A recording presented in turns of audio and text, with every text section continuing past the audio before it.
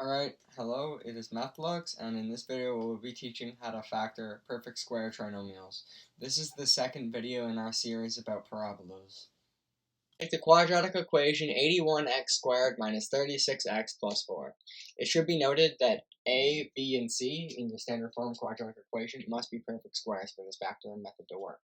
So in the first step you want to find the square of both a and c. In my case, 9 would be the square of the a value, because 9 times 9 is 81. And then 2 would be the square of my c value, because 2 times 2 is 4. So those are both perfect squares.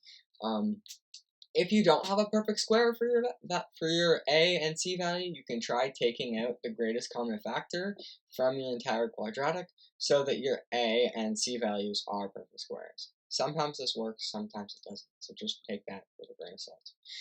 And then the next step would be to take the a and place it at the front of your term of brackets. This term of brackets is going to be your factored form. So in a side of brackets, it would be 9x. And then in this next, I guess, one space over from the 9x, you would have a negative sign in our example, because you take the sign from your bx value and put that after your first term. Lastly, you take the square of your c value and place that as the last term in your brackets. And then you close the brackets and you square them. And to check your work, you can first outside, inside, last, which is FOILing, or use distribution to check your work and see that in fact it is 81x squared minus 18x minus 18x plus 4, which is the same as 81x squared minus 36x plus 4.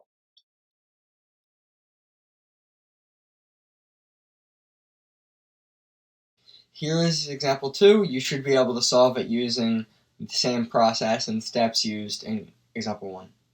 The answer will be shown in 3, 2, 1.